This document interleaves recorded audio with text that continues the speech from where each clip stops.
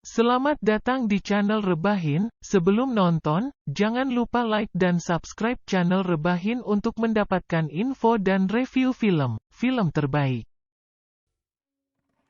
Film dimulai dengan adegan istri Mikola, yang bernama Nastya, sedang menyusun logopis dari batu. Lalu dia menggambar burung dari dalam hutan, dan kembali ke kamar nyamperin Mikola yang masih tidur. Mereka hidup bahagia, walau cuma berdua jauh dari keramaian, dan hanya tinggal di sebuah gubuk. Mikola berangkat bekerja sebagai guru dengan sepeda, menempuh jarak yang cukup jauh. Di sekolah, sebelum mengajar Mikola sempat menonton berita, yang mengabarkan situasi di sana sedang kacau. Bahkan pasukan khusus sampai menewaskan pengunjuk rasa lebih dari 100 orang. Easy does it.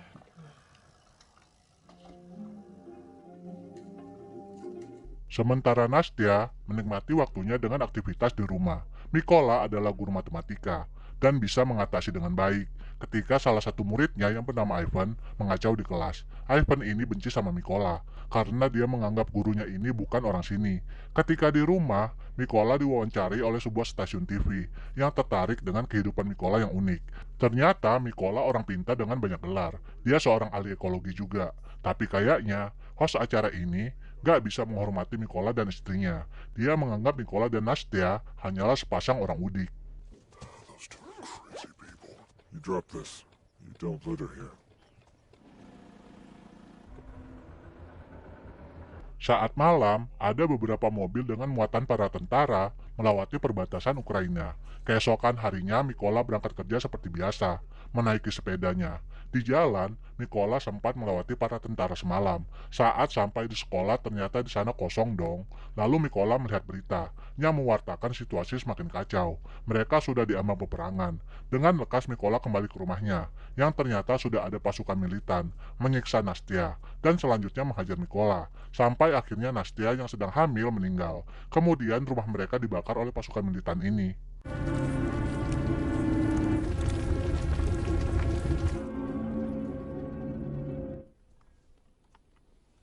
Mikola masih terbaring samping jenazah istrinya saat tentara lokal menemukan dia. Setelah tentara memastikan Mikola adalah penduduk lokal, mereka memakamkan Nastya. Sebelum pergi, Mikola sempat memungut patung kecil yang dipahat oleh Nastya. Mikola menghantarkan istrinya ke tempat istirahat terakhir, lalu pergi bersama dua orang tentara itu. Ketika sampai di markasnya, dua tentara ini diomelin oleh atasannya karena membawa Mikola. Karena takutnya Mikola itu mata-mata kan, jadi ketahuan markas mereka. Tapi tiba-tiba Mikola mengambil senjata punya salah satu tentara di sana yang bernama Skinny. Mikola ngomong ke atasan tentara itu kalau dia pengen mengusir penjajah. Come on, guys. Come on. Still bad. Mikola bergabung dengan pasukan itu, dan awalnya memang dia nggak bisa menggunakan senjata, bahkan merakitnya saja nggak bisa. Di sini Mikola latihan dengan sangat serius. Dia udah bertekad mau ikut andil di pertempuran. Bahkan dia ngomong kalau udah nggak jadi pecinta damai, dan menamai dirinya dengan Raven. Semakin hari kemampuan Mikola semakin jago. Dia udah bisa bela diri, bahkan merakit senjata pun udah cepet. Sampai akhirnya Pak Ketua ngomong kalau sniper di baris depan masih sedikit, dan bagi yang mau jadi sukarelawan dipersilakan. Bet, Klim, dan Niu berdiri. Lalu Mikola pun ikut berdiri. Awalnya sih Mikola diremehin, tapi setelah dia unjuk kemampuan merakit senjata, akhirnya diterima juga.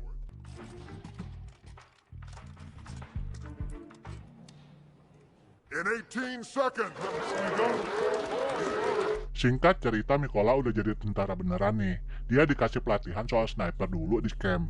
Terus, pas pembagian senjata, Mikola protes karena dikasih senjata yang lebih kecil.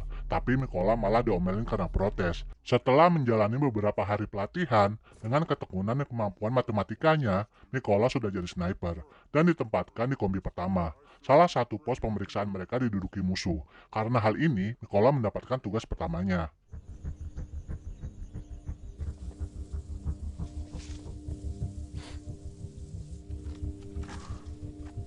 Diam-diam Mikola dan pasukannya mendekati pos jaga, membidik musuh yang sedang beraktivitas. Udah pada di posisi masing-masing nih mereka, jarak dan segala macam juga udah dihitung. Lalu setelah membidik-bidikan masing-masing, kebetulan ada warga sipil yang mau melintas, kemudian dikasari oleh pihak militan. Mikola beserta pasukannya menembak serentak. Bahkan, seorang militan yang menyandera warga sipil pun berhasil mereka habisi. Setelah itu mereka mengganti bendera di sana. Baru deh, pasukan yang lain bisa melewati pos itu. Di markas barunya, Mikola sempat menanyakan apakah Klim dan Danyu ada di sini juga. Mikola ketemu sama Beth di sana, dan katanya Klim dan Danyu sedang menjalankan misi.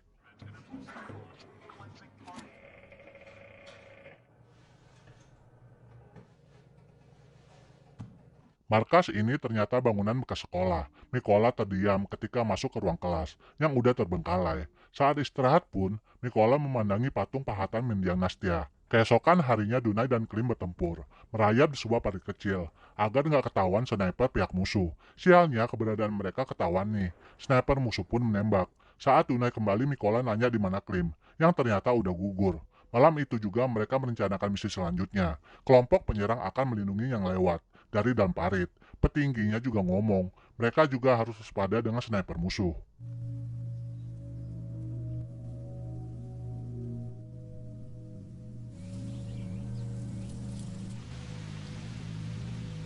Pagi-pagi banget mereka berangkat ke hutan, lalu menanam bom di titik tertentu. Setelah itu, mereka tinggal menanti musuh yang akan lewat di jalur itu. Beberapa waktu kemudian, pasukan yang bertugas mengintai mengabarkan kalau pasukan Rusia sedang mendekat ke sana. Udah siap-siap nih semuanya. Terus tiba-tiba Mikola melihat Ivan, mantan muridnya yang ada di satu pasukan Rusia. Bom pun diledakkan. Pasukan Rusia termasuk Ivan tewas di tempat. Saat mereka istirahat di sebuah tempat, tempat itu ternyata adalah rumah keluarga yang ditinggalkan. Rekan Mikola pun cerita, dia ninggalin keluarganya tanpa keluarganya tahu dia di mana. Dan taunya dia cuma sedang dalam urusan bisnis. Rekan Mikola juga menanyakan soal pahatan Nastia. We'll set a position here. Mereka bersiap untuk pertempuran selanjutnya. Sementara pasukan Rusia juga bersiap buat bertempur, termasuk sniper yang jago waktu itu. Mikola yang seorang sniper mengawasi pasukan Rusia berdua dengan temannya. Celakanya, di antara pasukan Rusia ini, Mikola melihat tentara yang menghabisi Nastia. Langsung ke-trigger kan dia. Mikola nggak sabar banget pengen nembak, tapi diperintahkan untuk menahan tembakan. Mikola ngotot mau nembak, dan akhirnya terjadilah pertempuran. Salah satu pasukan Rusia yang menghabisi Nastia kelar hidupnya. Sialnya posisi Mikola jadi ketahuan kan. Sniper jago dari pihak Rusia memburu mereka. Rekan Mikola kena tembak, kehilangan nyawanya di tempat. Mikola yang berusaha menyelamatkan rekannya, terus-terusan diserang juga. Mikola selamat sih, rekannya enggak. I'm making inquiries at the top. Tentunya Mikola merasa bersalah banget ya. Atasannya pun ngomong kalau Mikola harus membalas sniper musuh. Mikola sempat melihat jenazah rekannya sebelum dibawa pergi. Pertempuran antar sniper berlanjut. Sniper Rusia berada di sebuah bangunan terbengkalai, sementara pengintainya berada di tumpukan sampah. Di kejauhan, ada Mikola dan pasukan yang lain, mereka berhasil melumpuhkan pengintai. Sniper Rusia yang di dalam gedung sadar nih kalau rekannya udah tumbang. Baru aja dia berhasil membidik Mikola, tapi dia keduluan dan akhirnya gugur. Mikola kena tembak juga sih, tapi cuma keserempet peluru.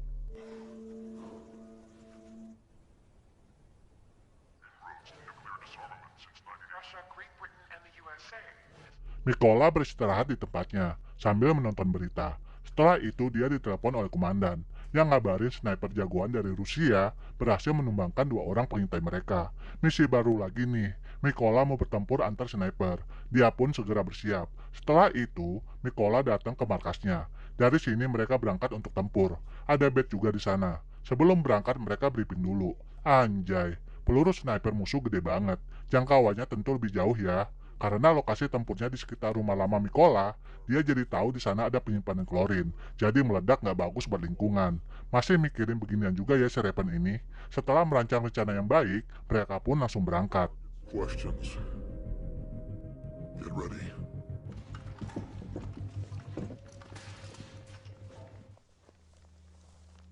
Pagi-pagi banget nih mereka mulai melinap ke markas musuh. Dari jauh mereka udah mindik-mindik dan mencari target sasaran.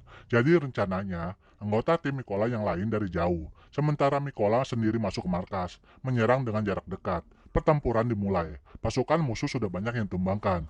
Tapi sniper jagoan Rusia senjatanya gede banget, jir. Sniper musuh yang mencoba menghubungi pasukannya di luar, jadi sadar kalau pasukannya udah tumbang. Salah satunya mau ngecek keluar. Saat inilah Mikola masuk. dan melumpuhkan salah satu sniper Rusia. Yang lebih jago juga udah jadi ikut ngecek keluar nih.